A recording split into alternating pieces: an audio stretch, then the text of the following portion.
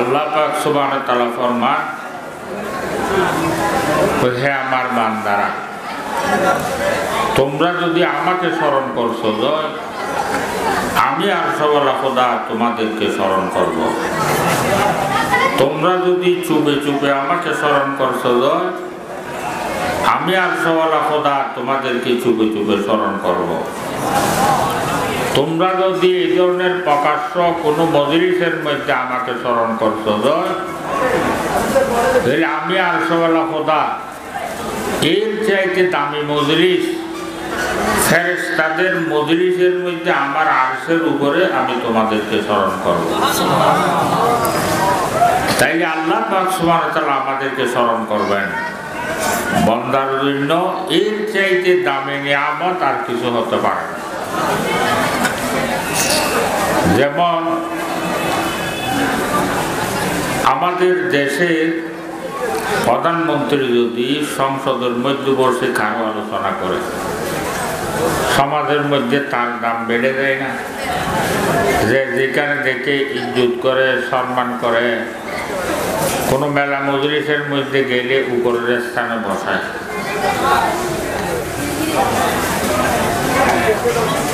কেহ জিজ্ঞেস করতেছে, কদি এই লোকটা কোনো মেম্বারও নয়, চেয়ারম্যানও নয়, এমপিও নয়, মন্ত্রীও নয়, আপনারা এত সম্মান কেন করেন?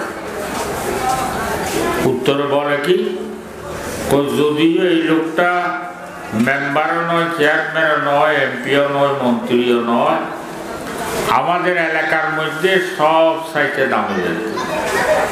কেমনে? সংসদের মধ্যে বসে প্রধানমন্ত্রী তার আলোচনা করে, বলে না এইভাবে? তাইলে আমরা একটু চিন্তা করি, যারা পৃথিবীর মানচিত্র দেখেছি তারা বুঝতে পারবো মানচিত্রের মধ্যে আমাদের দেশটা হলো একটা ছোট্ট দেশ। এত ছোট যে আমাদের দেশের উপর দেশের নামটাও লেখা যায় না। এক দেশ থেকে শুরু হয়, অন্য দেশের মধ্যে গিয়ে শেষ হয়। তাইলে একটু চিন্তা করেন, এই আঙ্গুলের ভেগের মতো একটা দেশের প্রধানমন্ত্রী যদি সংসদের মধ্যে বসে কারো আলোচনা করেন, সমাজের মধ্যে তার দাম যদি এত বেড়ে যায়, যিনি সারা দুনিয়ার মালিক, যিনি সারা দুনিয়ার খালেক, যিনি আসমানের মালিক, জমিনের মালিক, আসমান জমিনের ভিতরে যাহা কিছু আছে সবগুলোর যিনি একক মালিক, যিনি সবগুলো বানিয়েছেন, যিনি আমাদেরকে বানিয়েছেন, উনি ওয়াদা দিচ্ছেন, হে আমার বান্দারা, তোমরা যদি আমাকে স্মরণ করছো আমি আরশওয়ালা খোদা তোমাদেরকে স্মরণ করব। এই বান্দার জন্য এর চাইতে দামি নিয়ামত আর কিছু হতে পারে? সেজন্য যাদের কাছে এই আল্লাহ স্মরণের দাম বুঝে আসছে, ওনার শেষ রাত্রে বসে আল্লাহর দরবারে কাঁদে, জবান আমরা বজিকিরে খুদু কুশাদি, জবান আমরা বজিকিরে খুদু কুশাদি, দিলম রাজু কিয়াদে শেষদাদি, কেরামত কর দিয়াদ খসমত পসন্দি, বতৌফিকে সুজুদম সরবলন্দি। বসে বসে আল্লাহর দরবারে কাঁদে, আল্লাহ এমন একটা জবান আমাকে দান কর্ম, যেই জবান দিয়ে রাত দিন 24 ঘন্টা আপনার জিকির করতে পারে মতো। ইয়া আল্লাহ এমন একটা কলব আমাকে দান কর্ম, যেই কলব দিয়ে রাত দিন 24 ঘন্টা আপনার মহব্বতের আগুনের মধ্যে জ্বলতে পারি মতো। বসে বসে আল্লাহর দরবারে কাঁদে। দেখেন, আমাদের কাছে দুনিয়ার দাম বুঝে আসছে, সেজন্য দুনিয়া কামানোর জন্য আমরা পাগল হয়ে গেছি। দুনিয়ার জন্য কত মেহনত করতেছি, রৌদ্রের মধ্যে হিঁচতেছি, বৃষ্টির মধ্যে ভিজতেছি, চুরি করতেছি, ডাকাতি করতেছি, সুদ খাইতেছি, ঘুষ নিতেছি, মানুষের উপর জুলুম করতেছি, না হোক মানুষকে খুন করতেছি। এগুলো সবগুলো করতেছি কি জন্য? দুনিয়ার জন্য। দুনিয়ার জন্য এত মেহনত কেন করতেছি? দুনিয়ার দাম বুঝে আসছে।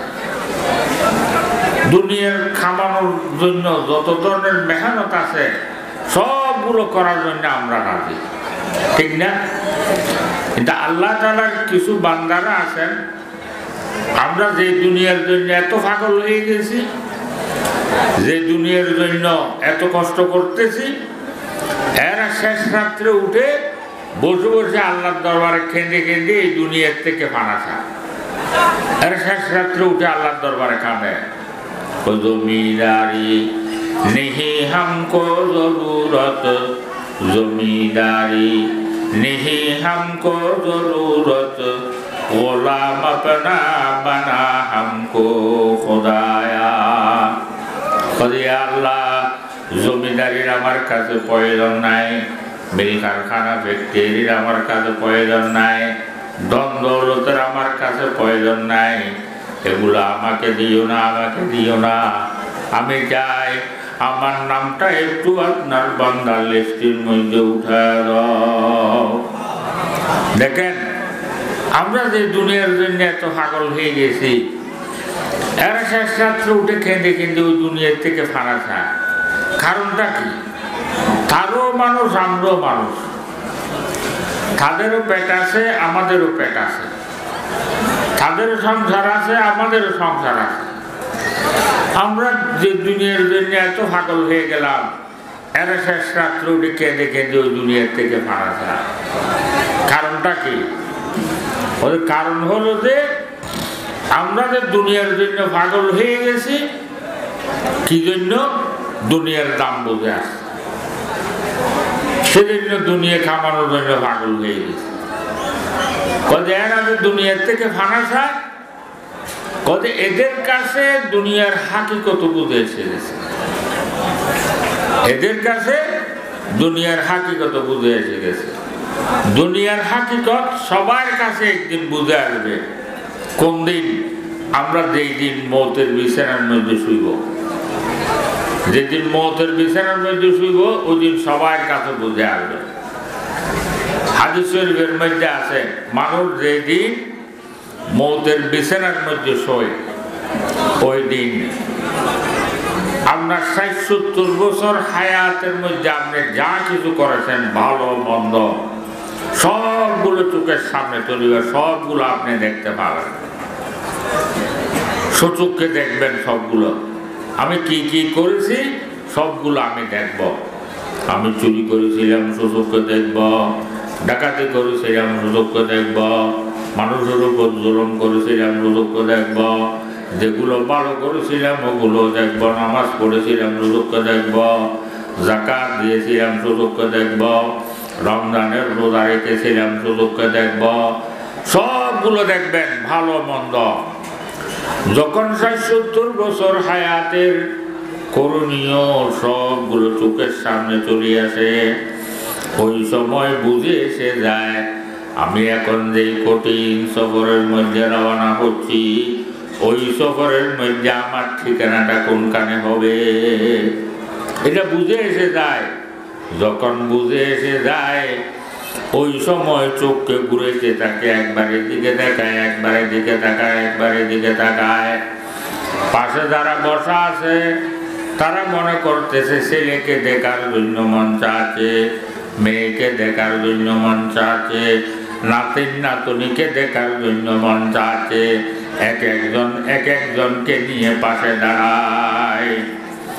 যাদের কাছে বুঝে আসছে ওনারা বলতেছেন যে ওই সময় কাউকে দেখার জন্য মন চাচ্ছে যে নয়, ওই সময় মৃত ব্যক্তি প্রত্যেক জিনিসের দিকে তাকায় তাকায় সে আফসোস করতে থাকে।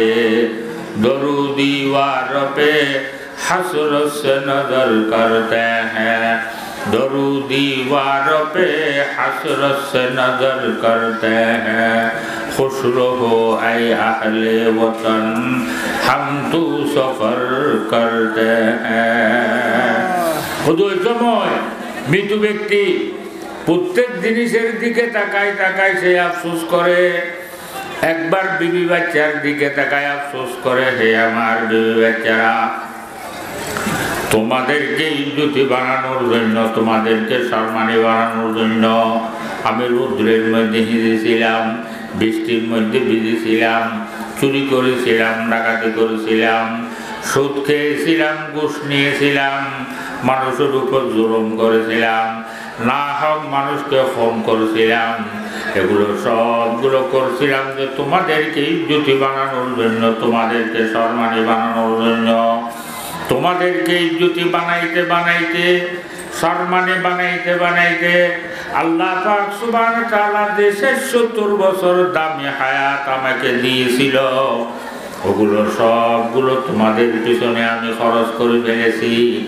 এখন আমি যে কঠিন সফরের মধ্যে রওনা হচ্ছি, ওই সফরের আরামের কোনো সামান আমি জোগাড় করতে পারি নাই। এখন দেখতেছি ওই সফরের মধ্যে তুমি বিবি বাচ্চা আমার একটা বছর কোনো কাজে আসতেছ না। কোনো কাজে আসবে?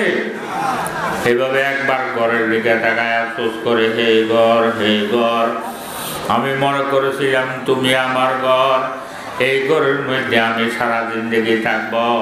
তোমাকে বানানোর জন্য আমি কত মেহনত করেছিলাম, রৌদ্রের মধ্যে ভিজেছিলাম, বৃষ্টির মধ্যে ভিজেছিলাম, চুরি করেছিলাম, ডাকাতি করেছিলাম, কত ওয়াক্ত নামাজ করা করেছিলাম, কত মেহনত করেছিলাম তোমাকে বানানোর জন্য। আমি মনে করেছিলাম তুমি আমার ঘর, এই ঘরের মধ্যে আমি সারা জিন্দেগি থাকবো। তোমাকে বানাইতে বানাইতে আল্লাহ পাক সুবহানাহু ওয়া তাআলা যে 70 বছর দামি হায়াত আমাকে দিয়েছিল, ওগুলো সবগুলো তোমার পিছনে আমি খরচ করে ফেলেছি। এখন আমি যেই কঠিন সফরের মধ্যে রওনা হচ্ছি, ওই সফরের আরামের কোনো সামান আমি জোগাড় করতে পারি নাই। এখন দেখতেছি তুমি ঘর, আমার ওই সফরের মধ্যে একটা বছর কোনো কাজে আসতেছ না। কোনো কাজে আসবে? একবার ব্যাংকের দিকে তাকায় আফসোস করে, হে ব্যাংক, তোমাকে ভরার জন্য আমি কত মেহনত করেছিলাম, চুরি করেছিলাম, ডাকাতি করেছিলাম, সুদ খেয়েছিলাম, ঘুষ নিয়েছিলাম। আমি মনে করেছিলাম এই টাকাগুলো আমার, এই টাকাগুলো ব্যাংকের মধ্যে থাকবে, আমি সারাদিন থেকে নিয়ে নিয়ে খরচ করব। কত দিলকে বেঁধে এই টাকাগুলো ব্যাংকে আমি জমা করে দিলাম, আরামের কোনো সামান আমি খরচ করি নাই। আমার আরামের জন্য আমি কিছু খরচ করি নাই, সব সময় জমাইছিলাম। কোথা আমি মনে করেছিলাম তুমি আমার টাকা, কোথা এখন দেখতেছি তোমাকে জমাইতে জমাইতে আমার আল্লাহ পাক সুবহানাহু ওয়া তাআলা যে 70 বছর দামে হায়াত দিয়েছিল, ওগুলো সবগুলো তোমাকে জমা করার পিছনে খরচ করে ফেলেছি। এখন আমি যে কঠিন সফরের মধ্যে রওনা হচ্ছি, ওই সফরের মধ্যে ওই সফরের আরামের কোনো সামান আমি জোগাড় করতে পারি নাই। এখন দেখতেছি ওই সফরের মধ্যে তুমি টাকা আমার একটা ফুসের কোনো কাজে আসতেছ না। কোনো কাজে আসবে? কেহ মরলে খবরের মধ্যে টাকা দিবে? যেগুলো রেখে গেছেন আপনার আপনার মনে করে, ওগুলো আপনার নিঃশ্বাসটা যাওয়ার সাথে সাথে সে দ্বারা বাক করে নিয়ে যাব। আপনি মনে করছেন, আপনি বলছিলেন আপনার ঘর, আমরাও বলছি আপনার ঘর, কিন্তু মৃত্যুর সাথে সাথে ওই ঘরের মালিকানা 2 জনে দাবি করে, 3 জনে দাবি করে, 4 জনে দাবি করে। তা আমি মালিক হইলে আমার ঘরের মালিকানা আরেকজনে কেমনে দাবি করে? তৈরি যখন আর 3 জন মালিকানা দাবি করতেছে, তাইলে বুঝে গেল আমি তো বলছিলাম আমার ঘর, তাইলে আমি ভুলেছিলাম, ঠিক না? যদি আমার ঘর হইতো আর 3 জনের মালিকানা দাবি করতে পারে। এইভাবে একবার জমির দিকে তাকায় আফসোস করবে, একবার টাকার দিকে তাকায় আফসোস করবে, একবার ঘরের দিকে তাকায় আফসোস করবে, একবার ফ্যাক্টরির দিকে তাকায় আফসোস করবে, একবার বিবি বাচ্চার দিকে তাকায় আফসোস করবে। এই দুনিয়ার হাকিকত বুঝে এসে যাচ্ছে সবার কাছে, ওই সময় বুঝে এসে যাবে আমরা যেগুলোর পিছনে পাগল হয়েছি, এগুলো তো দেখতেছি একটাও তো আমার নয়, জমিও আমার নয়। জমির গায়ে পড়ে আছে, আমি কবরস্থানে গিয়ে শুয়ে আছি, ঘরের জায়গায় পড়ে আছে, আমি কবরের মধ্যে গিয়ে শুয়ে আছি, ব্যাংকের টাকা ব্যাংকের মধ্যে পড়ে আছে, ওগুলোকে ছেড়ে আমি কবরস্থানে গিয়ে শুয়ে আছি। কারণ যেগুলো আমার করছিলাম দেখতেছি একটাও আমার নয়, একটাও আমার সাথে যাবে না। যাবে? এই দুনিয়ার হাকিকত কোন সময় বুঝে আসবে? মৌতের বিছানায় যখন আমরা শুব। যাদের কাছে মৌতের হাকিকত আগে বুঝে আসছে, সেদিন আমরা যে দুনিয়ার জন্য পাগল হয়ে গেছি, এরা শেষ রাত্রে উঠে কেঁদে কেঁদে ওই দুনিয়ার থেকে মানা যায়। जिसे चाहे तुझे दुनिया की दौलत, जिसे चाहे तुझे दुनिया की दौलत, हमें मस्त इबादत कर खुदाया। जिसे चाहे तुझे दुनिया की हजमत, हमें मस्त मोहब्बत कर खुदाया। এরা শেষ রাত্রে উঠে কাঁদে, খোদা আল্লাহ আপনি ওয়াদা দিয়েছেন যে যেটা চায় তাকে সেটা দান করবেন। হে আল্লাহ, যে জমি চায় তাকে জমি দান করেন, যে ফ্যাক্টরি চায় তাকে ফ্যাক্টরি দান করেন, যে মিল কারখানা চায় তাকে মিল কারখানা দান করেন। ওগুলো আমাকে দিও না, আমাকে দিও না। আমি চাই আমার নামটা একটু আপনার বান্দার লিস্টের মধ্যে উঠায় দাও। কথা বুঝে আসছে তো? এগুলো আমার বলতেছি, ওগুলো কি আমার ঘর বলতেছে যে ওগুলো আমার ঘর, এগুলো সবার কাছে বুঝে আসবে। সেই জন্য মুমিনের আসল ঘর হলো যে বেহেশত। আমাদের আসল ঘর কোনটা? বেহেশত। মুমিনের আসল ঘর হলো বেহেশত। এইটা হলো আমাদের বিদেশ। দুনিয়াটা হলো আমাদের জন্য বিদেশ। আমরা দেশ থেকে আগে আমরা কোথায় ছিলাম? বেহেশতের মধ্যে ছিলাম। বেহেশতের থেকে আল্লাহ তাআলা আমাদেরকে দুনিয়ার মধ্যে পাঠিয়েছেন যে ও বিদেশ থেকে এই কিছু কামাই করে নিয়ে যাওয়ার জন্য। আমরা আমাদের ছেলেদেরকে বিদেশে পাঠাই না? বিদেশে পাঠাই কি জন্য? এখানে বড় করে ঘর বানানোর জন্য। কথা বুঝে আসছে? বিদেশে গিয়ে কেউ বড় করে ঘর বানায়? এই আমাদের দেশের একজন আবুধাবির মধ্যে বহু বড় বসে, সেইখানের কোটি কোটি টাকার মালিক এই আবুধাবি। একদিন আমাকে দাওয়াত দিছে, তো ওর ঘরে গেলাম। যে ছোট্ট একটা ঘর নিয়ে, ফ্যামিলি নিয়ে ছোট্ট একটা ঘরের মধ্যে থাকতেছে। তা আমি বলতেছি, হাজি সাহেব, আল্লাহ আপনাকে যেই পয়সা করে দিয়েছেন, ধন দৌলত দিয়েছেন, অটালিকে টাকার মালিক, আপনি একটা ছোট ঘরে কেন থাকতেছেন? ছেলে মেয়ে নিয়ে একটা বড় বাসা, একটা বিল্ডিং করে সেখানে ভালো করে আরামে থাকেন। তুমি আমাকে বলতেছে, হুজুর এখানে তো ঘর করতে পারি, টাকা পয়সা আল্লাহ দিয়েছেন অজস্র, কিন্তু এখানে ঘর করে কি করবো? এটা তো বিদেশ। এই দেশ আমাকে একদিন অনিচ্ছায় ছাড়তে হবে। কথা বুঝে আসছে? তো এখানে গরিব বাজারে ঘর করছি, চট্টগ্রাম টাউনে করছি। চট্টগ্রাম টাউনে জায়গা নিয়েছি, সেখানে বিল্ডিং করছি, কয়েকটা বিল্ডিং সেখানে করছি, বাড়ির মধ্যে করছি। যেন এখানে তো থাকার জায়গা না, যেদিন চলে যাইতে হয় গিয়ে যেন কষ্ট করতে না হয়, এখানে আরামের সব সামান জোগাড় করছি। দেশের মধ্যে জায়গা কিনছি, জমি কিনছি, বহু কিছু আল্লাহ করেছে। কথা বুঝে আসছে? এইখানে এই আমরা যে দুনিয়ার মধ্যে আসছি, এটা কি আমার জন্য বিদেশ। এখানে আমরা আসছি কি জন্য? ওই আমাদের ঘরের আরামের সামান জোগাড় করার জন্য। আমাদের ঘর কোনটা? বেহেশত। এই বেহেশতের আরামের সামান জোগাড় করার জন্য আমাদেরকে আল্লাহ তাআলা এখানে পাঠিয়েছেন। তো বহু মানুষ বিদেশে যায়, দেশের কথা ভুলে যায় না। বিদেশে গিয়ে বিদেশের চাকচিল্যগুলো দেখে দেশের কথা ভুলে যায়। 10 বছর 15 বছর এই বিদেশের মধ্যে ভরে থাকে, বাড়িঘরের খবর টবর নেয় না। তো যখন 10-15 বছর পর এই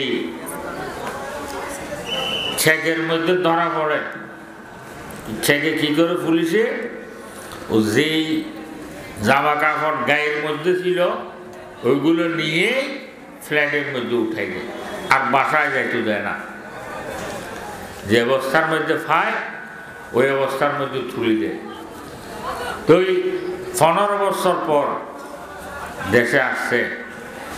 আজকে একটু চিন্তা করেন, এই ছেলের যেখানে ঘামের ফোঁটা পড়ছে আব্বা আম্মা সেখানে রক্তর ফোঁটা দেয় না। এই ছেলের যদি সর্দি হইতো আব্বা আম্মা টাইফয়েড হয়ে যেত, ঠিক না? ঠিকভাবে ঘুমাইতে পারতো না। ছেলের জন্য কত মেহনত করছে, কত কষ্ট করছে। 15 বছর পর ছেলে এয়ারপোর্টে ঠিক ফাটাই দিছে জামা কাপড় নিয়ে। এয়ারপোর্ট থেকে যদি আব্বার কাছে ফোন করে, আব্বা আমি এয়ারপোর্টে আসছি, আমাকে নিয়ে যাও, গাড়ি একটা ভাড়া করে এসে নিয়ে যাও। আব্বা এই ফোন পেয়ে খুশি হবে?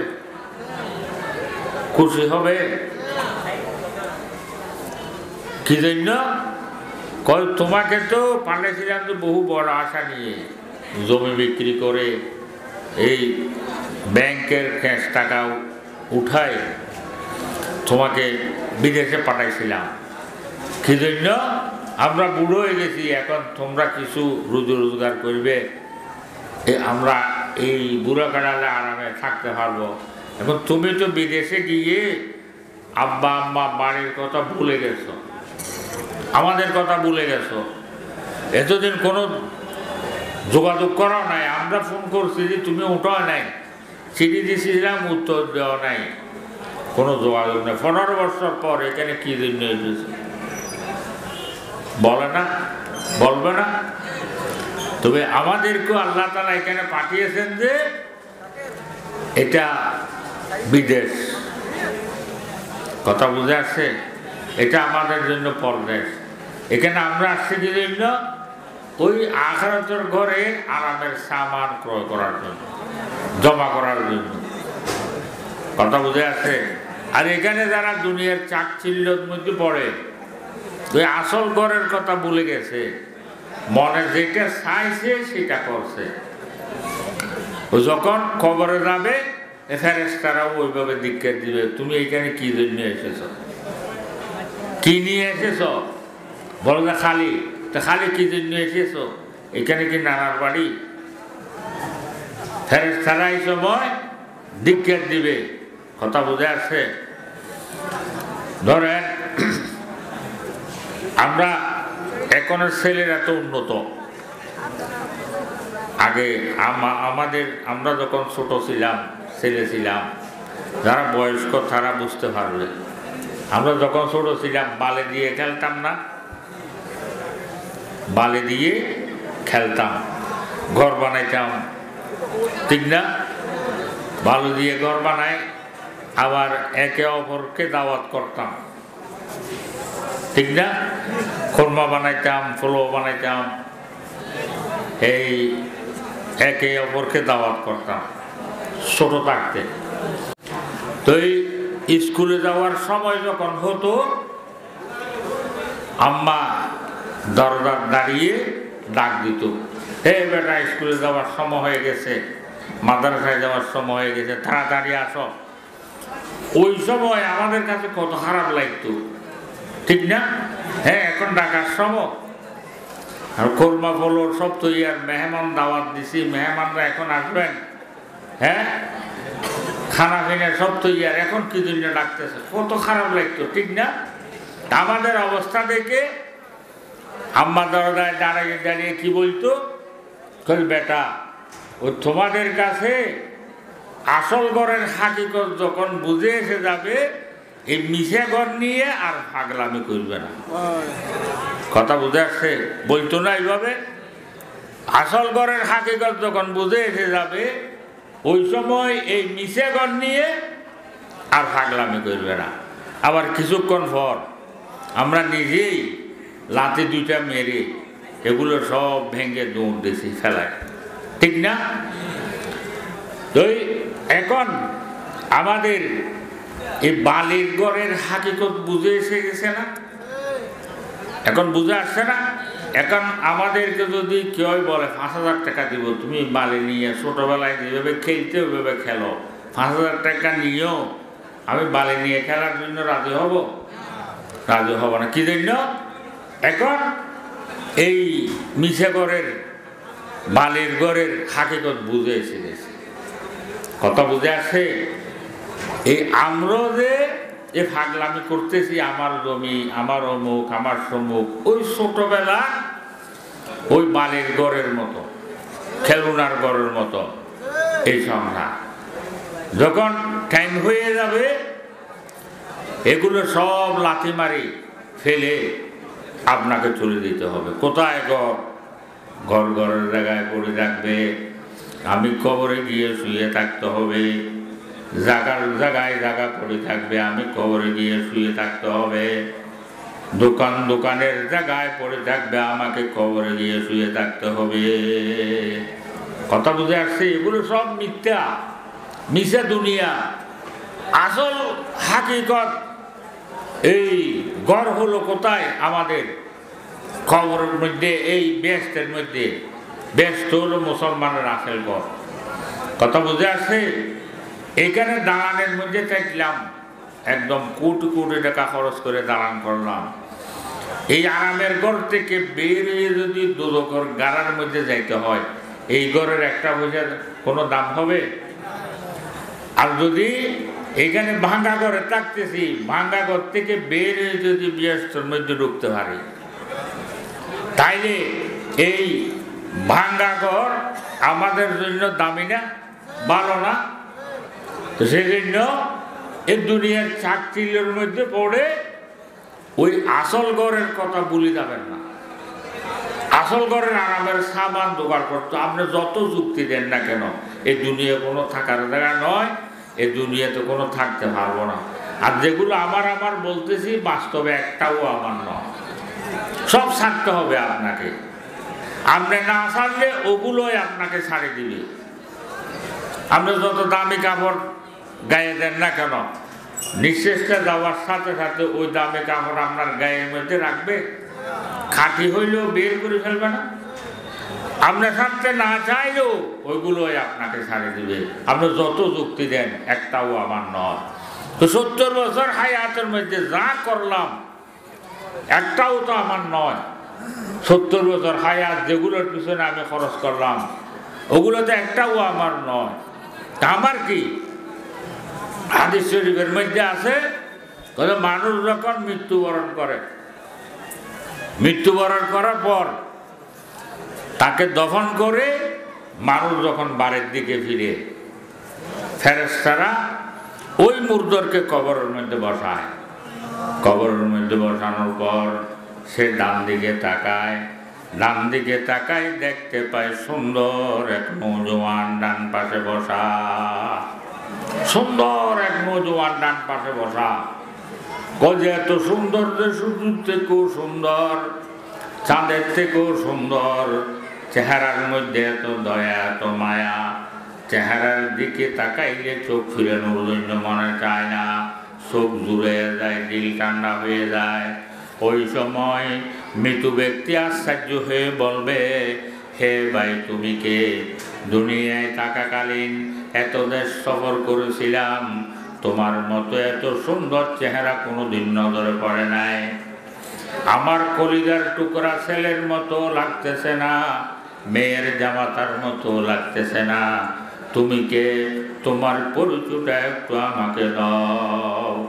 মৃত ব্যক্তি আশ্চর্য হয়ে বলবে, তো ওই সময় সুন্দর, আজকে আমি কবরের মধ্যে তোমাকে পাহারা দেওয়ার জন্য এসেছি। কথা বুঝে আসছে? ভাই আমার ছেলে কবরে যাবে, আমার টাকা কবরে যাবে, আমার দোকান কবরে যাবে, টাকা পয়সা কবরে যাবে। কবরে যাবে কি? নামাজ। এখন যেটা যাবে না সেটার জন্য আমি ছাড়তেছি, যেটা আমার কবরে গিয়ে আমাকে পাহারাদারি করবে, নামাজকে। আমাদের থেকে বড় বোকা আর কেহ আছে? এখন জমির জন্য আমি নামাজ ছাড়তেছি না, দোকানের জন্য আমি নামাজ ছাড়তেছি না, দোকান কি আমার কবরে যাবে? কবরে যাবে না। হাদিস শরীফের মধ্যে আছে, ডাইন পাশে নামাজ পাহারা দেবে, বাম পাশে রমজানের রোজা পাহারা দেবে, মাথার দিক দিয়ে আল্লাহর কোরআন পাহারা দেবে, পায়ের দিক দিয়ে যতগুলো নফল ইবাদত করতেছি, এই মসজিদ মাদ্রাসার মধ্যে সাহায্য করতেছি, গরিবদেরকে সাহায্য করতেছি, এই নফল নামাজ পড়তেছি, আওয়াবিন পড়তেছি, এশরাক পড়তেছি, চার পড়তেছি, শেষ রাত্রে উঠে তাহাজ্জুদের নামাজ পড়তেছি, তাহাজ্জুদের নামাজ পড়ে বসে বসে 12 তাসবিহ জিকির করতেছি, লা ইলাহা ইল্লাল্লাহ, লা ইলাহা ইল্লাল্লাহ, লা ইলাহা ইল্লাল্লাহু মুহাম্মাদুর রাসূলুল্লাহ। এগুলো সবগুলা সুন্দর মানুষের সুর ধরে বসে বসে আপনাকে পাহারা দেবে। কথা বুঝে আসছে? তুই মুর্দর বলবে যে সুন্দর নৌজওয়ানকে, কেন আপনি কিভাবে আমাকে পাহারা দেবেন? তো সুন্দর নৌজওয়ান বলবে, আল্লাহ তাআলা আমাকে এমন হুকুম দিয়েছেন, এমন হুকুম দিয়েছেন, আমি এমন ভাবে তোমার দিকে তাকায় থাকবো, আমার চোখ বন্ধ করার খোলা পর্যন্ত আমার উপর হারাম করে দিয়েছেন। খোদা আমি এমন ভাবে তোমার দিকে তাকায় থাকবো, আমার পাশ দিয়ে আযাবের ফেরেশতা তো দূরের কথা, একটা পিপিড়া পর্যন্ত তোমার গায়ে ওঠার জন্য দেব না।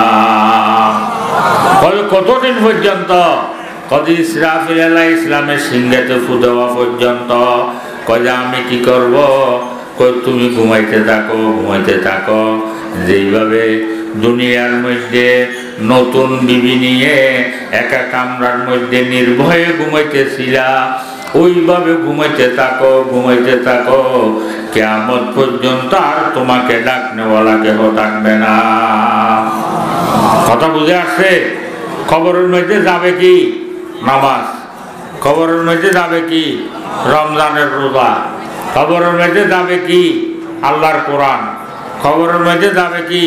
যতগুলো নফল ইবাদত করতেছি ওইগুলা।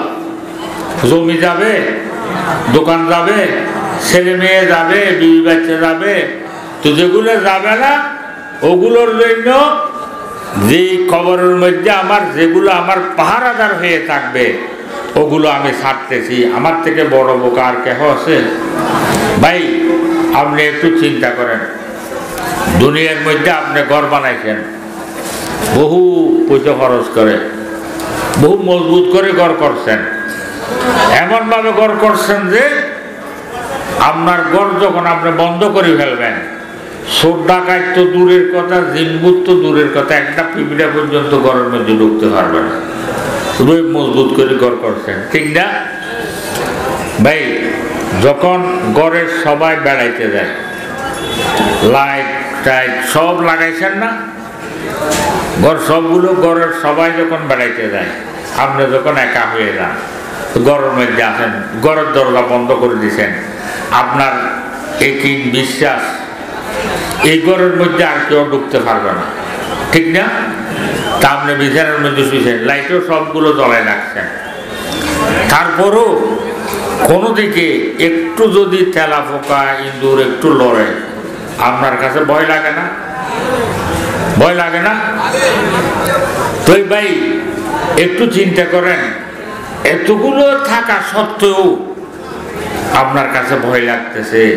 কবরের মধ্যে এই আরামের বিছানায় শুয়ে শুয়ে একটু চিন্তা করেন, কবরের মধ্যে কেমনে থাকবো? ওই ঘর হবে একা ঘর, ওই ঘর হবে অন্ধকার ঘর, ওই ঘর হবে পোকামাকড়ের ঘর, ওই ঘর হবে ভয়ের ঘর, ওই ঘরের মধ্যে আপনি একা একা কেমনে থাকবেন? এই যার কাছে কবরের কথা স্মরণ থাকবে সে কোনোদিন সারা রাত ঘুমাইতে পারে না, সারা রাত ঘুমাইতে পারে না। রাতের 3 ভাগের 2 ভাগ অতিবাহিত হওয়ার পর শেষ রাত্রে উঠে তাহাজ্জুদের নামাজ পড়ে বসে বসে 12 তসবিহ জিকির করে লা ইলাহা ইল্লাল্লাহ লা ইলাহা ইল্লাল্লাহ লা ইলাহা ইল্লাল্লাহু মুহাম্মাদুর রাসূলুল্লাহ সাল্লাল্লাহু আলাইহি ওয়াসাল্লাম। কথা বুঝে আসছে তো? তো ভাই এখন আমরা যেগুলোর পিছনে হায়াত নষ্ট করতেছি, যে এই ওগুলো যেগুলো আমাদের কবরের জন্য দরকার, ওগুলো আমরা করার জন্য চেষ্টা করব তো ইনশাআল্লাহ। বেশি ইবাদত করতে পারিবা না পারি, কমাস কম 5 ওয়াক্ত নামাজ হইলেও এই ওয়াক্ত মতো পড়ার জন্য চেষ্টা করবেন। আজ থেকে আমিও ওয়াদা করি, আপনারাও ওয়াদা করেন, আজ থেকে ইনশাআল্লাহ আমরা 5 ওয়াক্ত নামাজ ওয়াক্ত মতো পড়ার জন্য চেষ্টা করব। সবাই রাজি আছি তো ইনশাআল্লাহ? আল্লাহ তাআলা সবাইকে 5 ওয়াক্ত নামাজ ওয়াক্ত মতো পড়ার জন্য তৌফিক দান করুক, শেষ রাত্রে উঠার জন্য তৌফিক দান করুক, তাহাজ্জুদের নামাজ পড়ার জন্য তৌফিক দান করুক, 12 তসবিহ জিকির করার জন্য তৌফিক দান করুক। এই সবাই খেয়াল রাখবেন, যেগুলোর পিছনে হায়াত কাটতেছি আমরা যত যুক্তি দেন এগুলো একটাও আমার নয়, সব সাথে চলে যেতে হবে।